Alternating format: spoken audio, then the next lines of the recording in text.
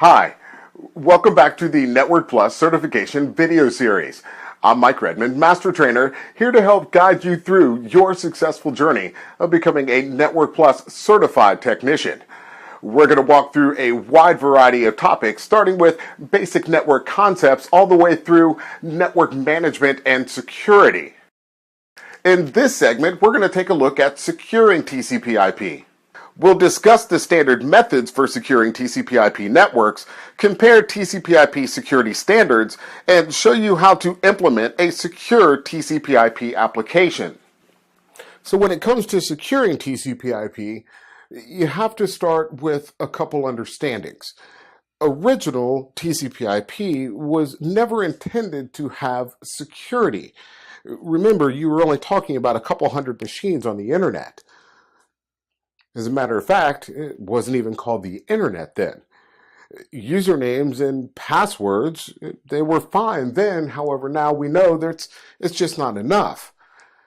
Every internet device with an IP address is a potential target.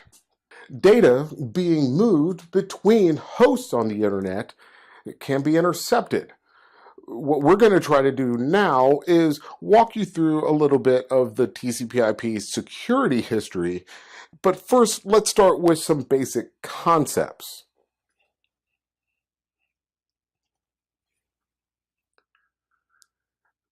When looking at securing TCP/IP, we focus on four main areas: encryption, non-repudiation, authentication, and authorization.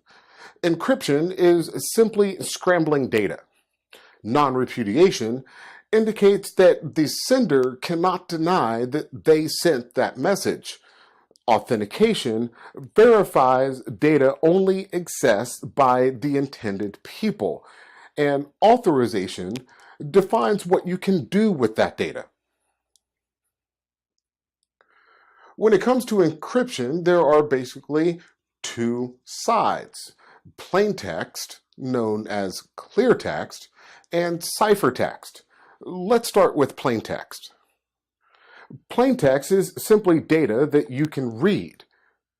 It's not just text, it's all the binary files and pictures and any other data object that is viewable.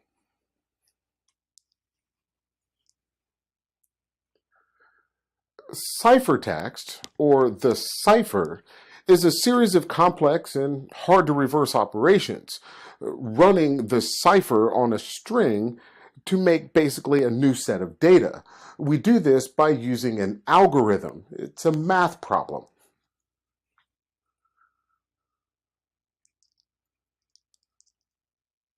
So, knowing that computers only understand zeros and ones, it all started with Unitex, numbers representing actual characters. So, for example, you see a string of binary numbers, 0100 1101, 01001001, 01001011, 01000101. That converts to Mike. A simple cipher uses binary math to add 1 to every value, and then reverses that value. So this string that you see here of binary, it's pretty easy to break this code if you know that all it's doing is adding a value and then reversing it. Simply using binary math and this basic key 101010110 on each 8 bits.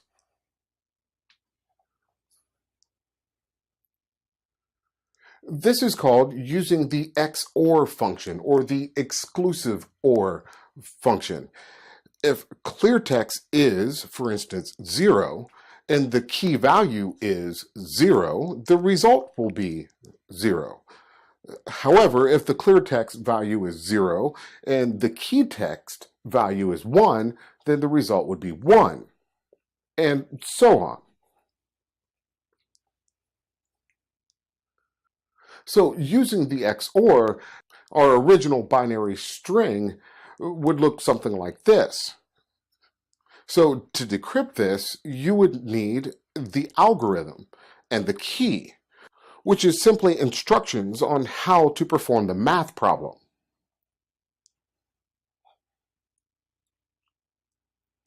So really, at its heart, math is pretty simple.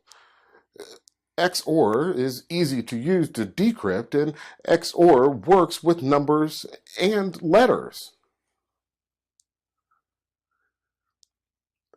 So, computers haven't always been around. However, there has always been a need to send encrypted messages. It all started with Caesar and the Caesar cipher. He performed encryption via letters. This is what we call a monoalphabetic cipher. Taking the common alphabet, A through Z, and then a code of those letters, a scrambling of the common single alphabet, if you will, and then the code itself. When placed on top of each other, you can decrypt what the original message was. For instance, the quick brown fox jumps over the lazy dog. That is simple when you're only using a single alphabet. So cracking this cipher was fairly simple, using a technique what we call brute force, which is simply guessing, random guessing, until you come out with the right string of characters. Once the Caesar cipher was broken, it required us to come up with a more complex algorithm and much longer keys. Because remembering, at its heart, every encryption standard is based on patterns. We perform what's called frequency analysis. Identifying repeating patterns in a crypto system is how we break that crypto system. So we haven't gone too far, but yet you still need to understand the basic premises. Clear text, something you can read, we need to turn it into ciphertext. We do that with the key and the algorithm.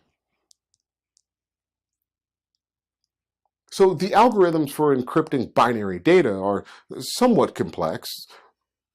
You need one or more keys to encrypt and decrypt. So we break down encryption into two different types, either symmetric key encryption or asymmetric. Symmetric key encryption is going to use the same key for both encrypting and decrypting. Asymmetric key encryption uses different keys for these functions. With symmetric key encryption, most symmetric key encryption algorithms are block ciphers. They encrypt data in certain lengths or chunks. They work well with data that comes in chunks. For instance, your email.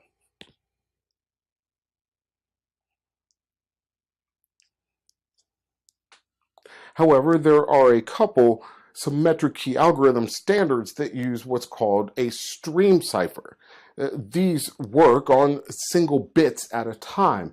Extremely good for instance, encrypting on the fly. Things that move in a stream like wireless communications, like your cell phone.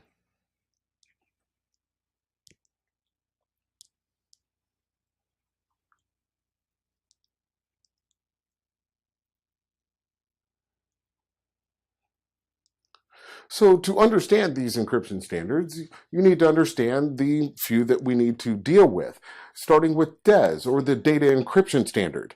It's a block cipher. It is the oldest of the TCPIP symmetric key algorithms. It was originally developed in the late 1970s by the US government. It uses 64-bit blocks with a 56-bit key. And some of the close cousins associated with DES would be TripleDES, IDEA, and Blowfish. Next, we have the only real symmetric key algorithm that employs a stream. That would be the RC ciphers, or the Reves cipher. It was invented in the late 1980s by a gentleman named Ron Rivest. It is used in a number of TCP/IP applications today. Next, we deal with AES, or the Advanced Encryption Standard.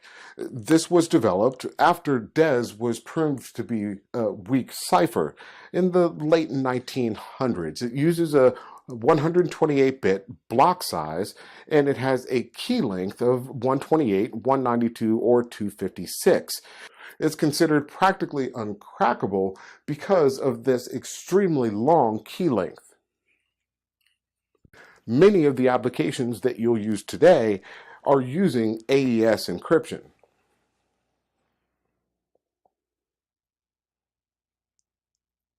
However, with symmetric encryption, there are some weaknesses or drawbacks that we have to consider.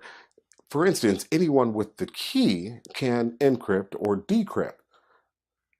Plus, since it uses a common key, you need to figure out how to send that key to another person before starting an encrypted session. One way to overcome this is by using asymmetric encryption. It uses what we call key pairs, one key to encrypt and a second to decrypt. There are several asymmetric key algorithms that you'll need to be familiar with. The most popular probably is public key cryptography. Introduced in the 1970s by Diffie-Hellman and Merkle, it allows for the secure exchange of keys over the internet. As a matter of fact, that's about the only thing that we use Diffie-Hellman for. Next would be RSA, or Rivest-Shamir-Aldman. It is a fully functional algorithm that enables secure digital signatures.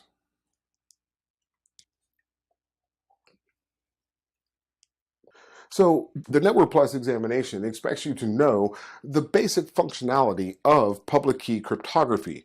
It is the most popular form of cryptography used today for instance, email. So how does PKI work? Well, first it encrypts data using a public key, and then decrypts data with a private key. Only the private key of the key pair can decrypt that data. So for instance, if Mike generates a key pair and sends Stacy the public key to that data, Stacy will then encrypt the data using the public key. That way, Mike can decrypt the data with his private key.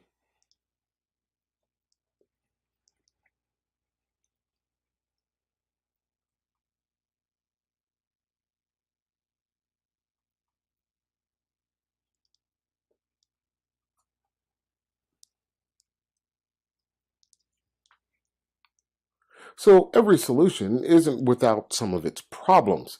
The problem with public key cryptography is someone pretending to be someone else might pass out a public key. We solve this by a method called non-repudiation.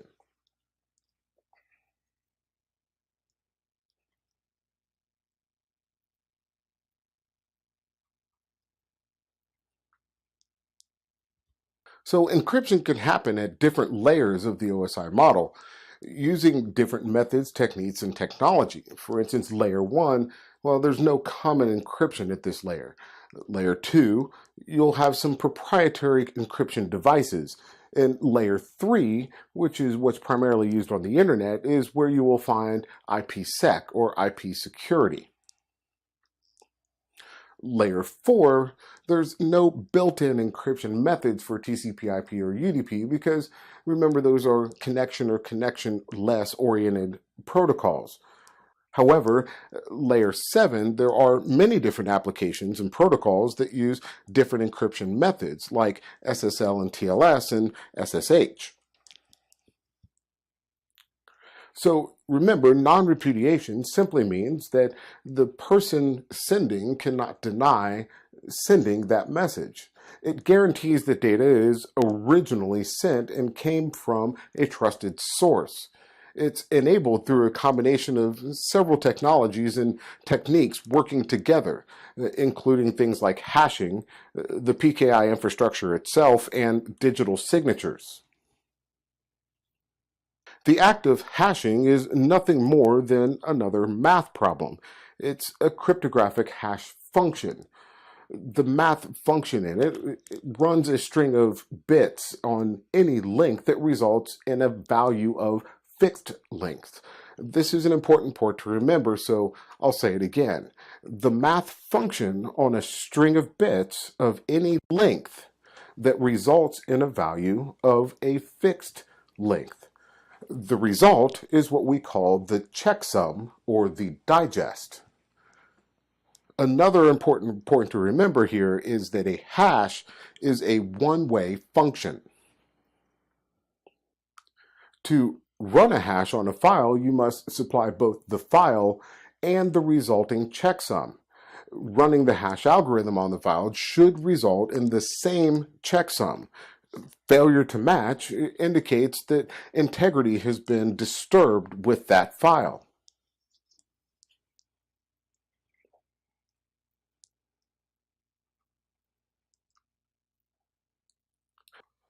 So you remember I said you'll either have a checksum or a digest. The most popular digest would be the message digest algorithm. You'll know it as the MD5.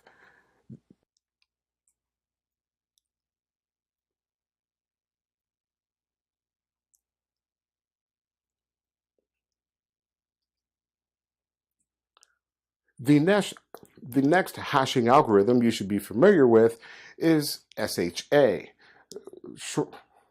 or simply SHA. We have two versions to understand, SHA-1 and SHA-2.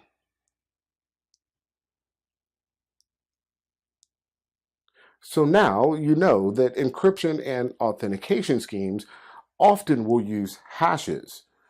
They often happen in the background and you really never see it work.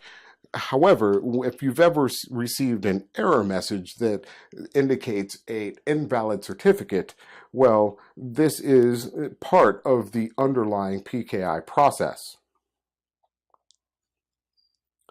That brings us to digital signatures. This is what makes public key cryptography more secure. The digital signature is what's providing non-repudiation. It can only be generated by the sender. This, for example, is what is used within PGP for email.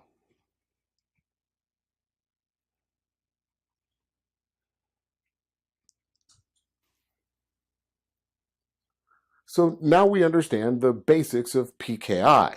It provides non-repudiation for strangers and it uses certificates. This is how we can guarantee that the person who is passing out the certificate is who they say they are. Web pages and web servers, you'll often see certificates as well. This is why, for instance, when you sign on to an e-commerce site, you'll be redirected to a secure web page.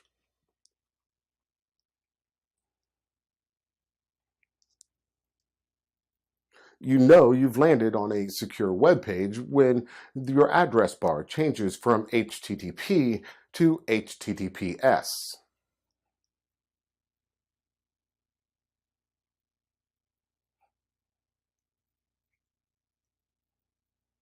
The way this works is before the secure web page loads, the web server sends a copy of its certificate to your machine. That certificate contains the web server's digital signature. The certificate also contains the signature of a third-party guarantee of the web page to allow you to believe that, for instance, eBay is really eBay. If you were to click on the little lock icon, you can view this certificate. These certificates are purchased from what's called a certificate authority.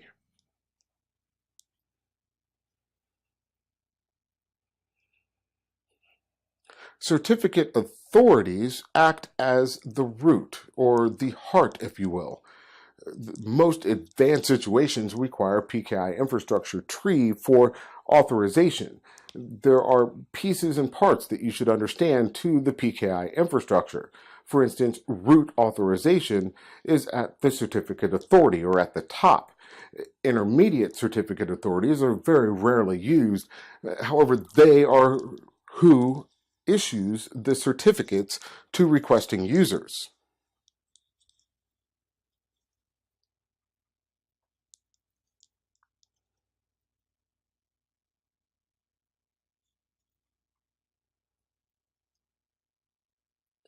Now, it is possible to create what we call self-signed certificates. They're okay for lower level security situations, email among friends, for instance, or your own personal web page. However, they're not really used when selling products over the internet. You want a third-party vouching for the security and the identity of that website. So another option to the PKI infrastructure is what is called the Web of Trust. Again, this is where PGP comes in. PGP is primarily used for email. Someone already has to be part of the web to allow someone else in. There's no certificate authority. It's a trust matter. You can think of it like Facebook. I trust Joe and Joe trusts Jane, so I trust Jane.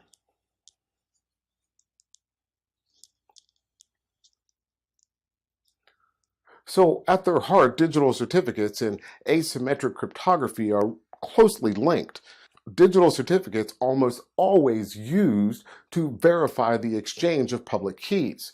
This often, again, takes place behind the scenes, and you very rarely ever see it work unless something goes wrong. Next, we'll talk about authentication. Most users encounter this when they're asked to enter their username and password. As a network technician, you must understand the different types of authentication mechanisms, or how different authentication standards are used on TCP/IP networks. Next is authorization. Authorization assigns level of access to a particular resource. We can control this either by access control lists or ACLs that have a list of permissions of what an authenticated user can and cannot do. We have three primary types of access control models. You'll hear them listed as MAC, DAC, and RBAC. MAC is mandatory access control, DAC is discretionary access control, and RBAC is role-based access control.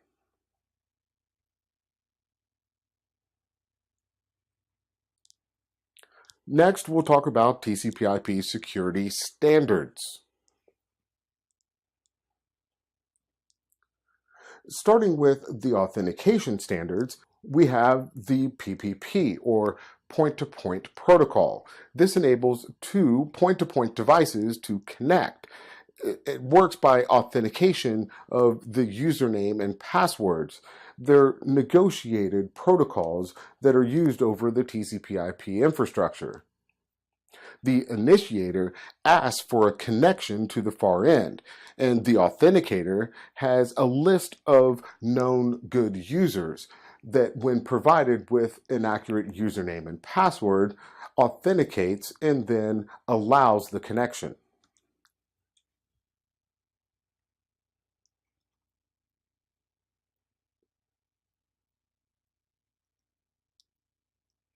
So there are a couple of different ways to accomplish this. The first would be the Password Authentication Protocol, or PAP. However, you don't see this used very often anymore, primarily because the username and password are transmitted in clear text.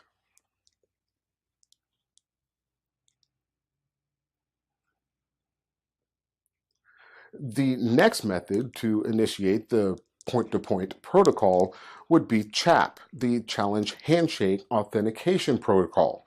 Much safer than PAP, the initiator makes connection requests and the authenticator sends a challenge message. The initiator then sends a hash of their known password, and that authenticator compares that hash value to the hash value that they have in their table. This never transmits the actual password over the internet.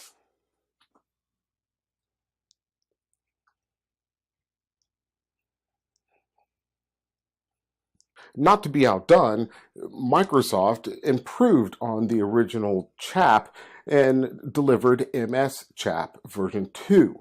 It is probably the most common authentication type for dial-up services, and it offers the most security for those dial-up services of the three available choices.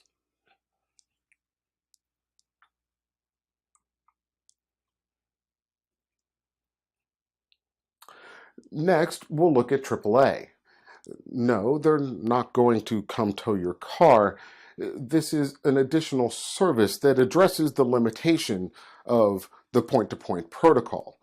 Remember, the limitations of point-to-point is there may be multiple points of entry. The authenticator at the endpoint may not have all authentication information, and the point-to-point protocol doesn't provide for modem banks needing, for instance, a central database.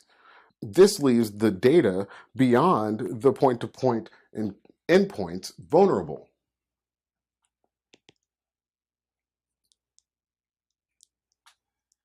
With AAA services, AAA stands for Authentication, Authorization, and Accounting. This solves many of these problems. With authentication, the connecting computer must provide valid credentials. Authorization is defined by allowed actions after authentication, and accounting is the available logs of all authentication actions.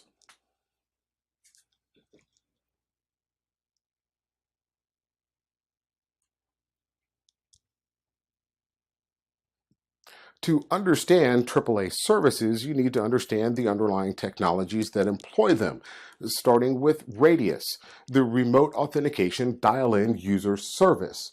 It is probably the best known of the remote authentication services, created to support large ISPs with large modem banks. The three Radius devices that you need to understand are the Radius server, which has access to the primary database, the NAS, or the Network Access Server, and then several other groups of systems that will dial into the network.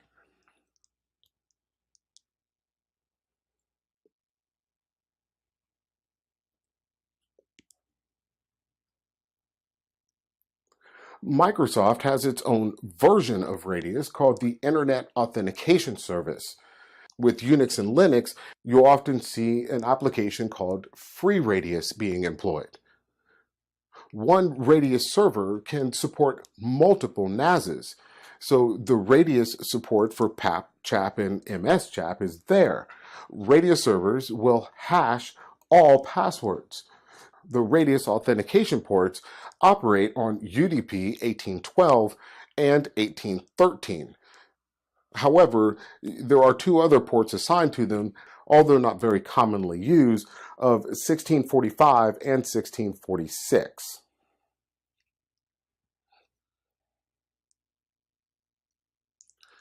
Next, let's take a look at TACX Plus, or Terminal Access Controller Access Control System Plus. It's a single server that stores ACL information for network devices. It is proprietary to Cisco and functions a lot like Radius. It operates on TCP port 49, and the primary advantage to TACX over Radius is it separates the AAA services. It is also capable of using PAP and CHAP, and it uses MD5 for data integrity.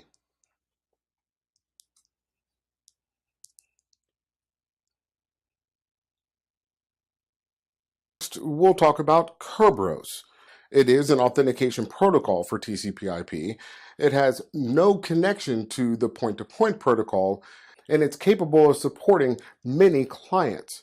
It uses a single authentication server and has been adopted by Microsoft within their Active Directory domains. Kerberos operates on TCP port 88. Within Kerberos, you need to be familiar with the components of Kerberos, starting with the Key Distribution Center. Next, you have the Authentication Server, and then the Ticket Granting Service. In a Windows environment, the KDC will reside on a Windows domain controller. The authentication server handles all authentication and sends ticket granting tickets with a timestamp, usually about an 8-hour lifespan, to the requesting client. Once received, the ticket granting ticket authenticates that client. However, it is not yet fully authorized.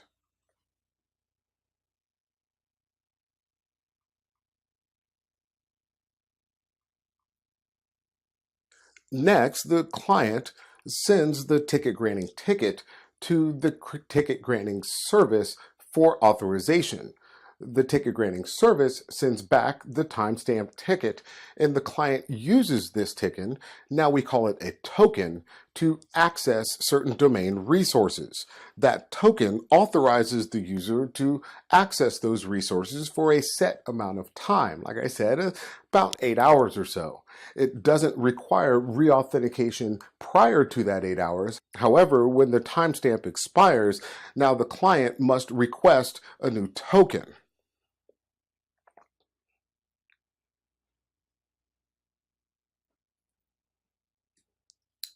The primary weakness of Kerberos is if the KDC is down, well, no one can access domain resources.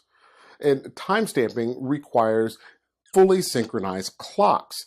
It's fairly easy in a wired network. However, when you get a widely dispersed wireless network, this can pose a problem.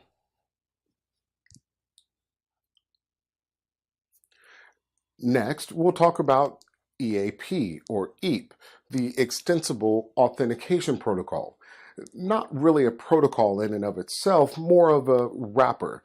EAP compliant applications use this wrapper to accept one of several types of authentication. The most significant use of EAP is with wireless networks. There are several types of EAP that you will need to be familiar with to successfully navigate the Network Plus exam.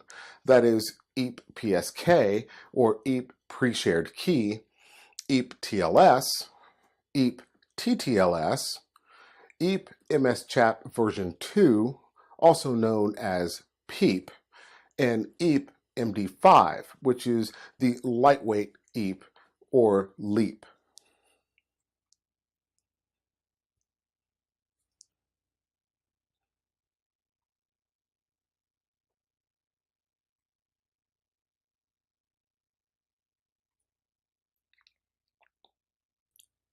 The next type of technology we're going to talk about is 802.1x. Most pre-existing wireless authentication standards can employ and do employ 802.1x. It's a port authentication network access control. It provides for full TripleA processes at the gateway and operates similar to Radius. It has replaced other forms of authentication. However, it's only broadly been adopted, again, for wireless networks.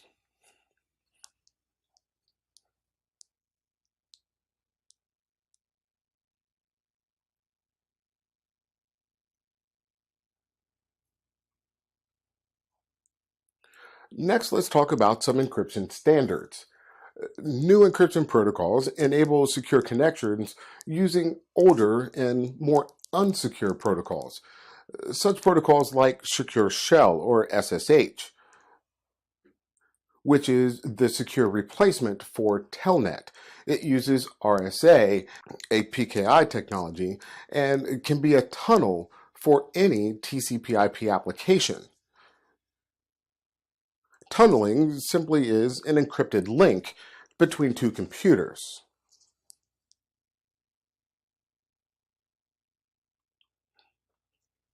Next, we have SSL and TLS. SSL is the secure sockets layer. TLS, transport layer security. For the purposes of the NetPlus examination, these are used interchangeably. Then we have IPsec, or the Internet Protocol Security. It works at the network layer and is built into IPv6. It is also used widely with IPv4. It works with two primary modes, either transport mode or tunnel mode.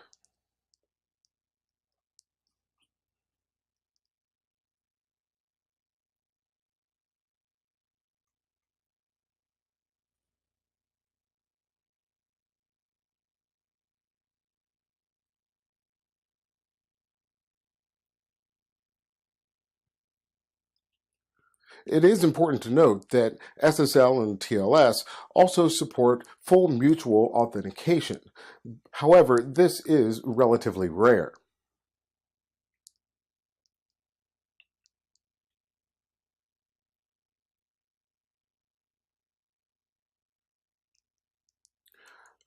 Next, we'll take a look at the secure TCPIP applications, starting with HTTPS. Users know that they're using the HTTPS application by the address bar. It will indicate HTTPS : and then 2 backslashes. This is simply HTTP using the SSL or TLS for authentication and encryption. Some of the key problems that we have with HTTPS are bad or out-of-date certificates. The computer checks the validity of each of these certificates and also checks the website. If the certificate is out of date, then you will see a red address bar rather than a green one.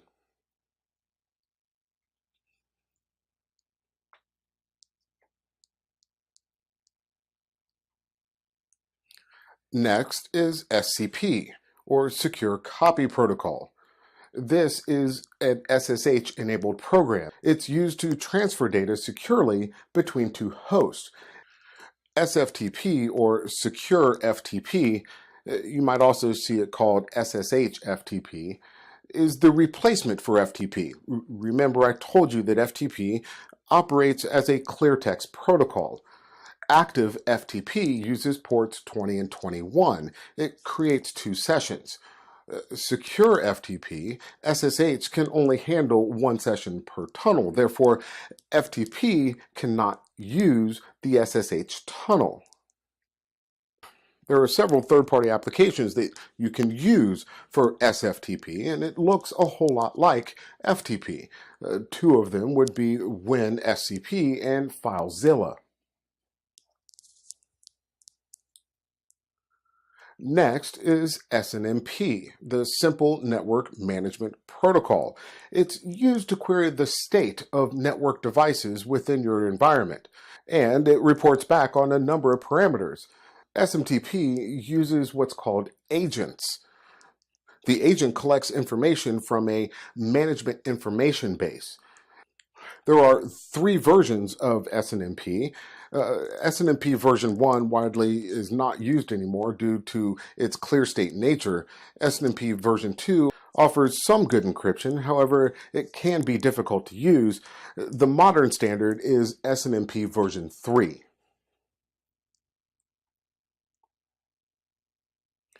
Next, we have LDAP, the Lightweight Directory Access Protocol. It's used to query directory databases. This is kind of how Active Directory works. Windows Active Directory is probably the most popular example of a directory database. The domain controller in Windows uses LDAP to replicate directory information among themselves.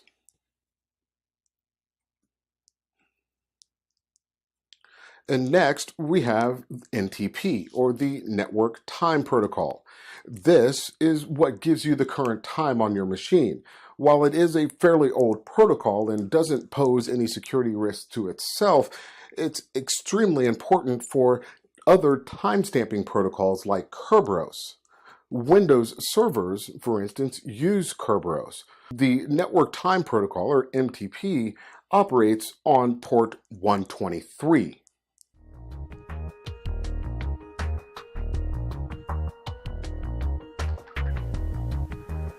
Well, there you have it. Pretty simple, right? I know, it can be a lot of information coming at you all at once, but don't worry, I'm here to guide you every step of the way. You can do this. Just remember, study hard, lots of practice questions, and you will succeed. You will become a Network Plus certified technician. I'll see you next time.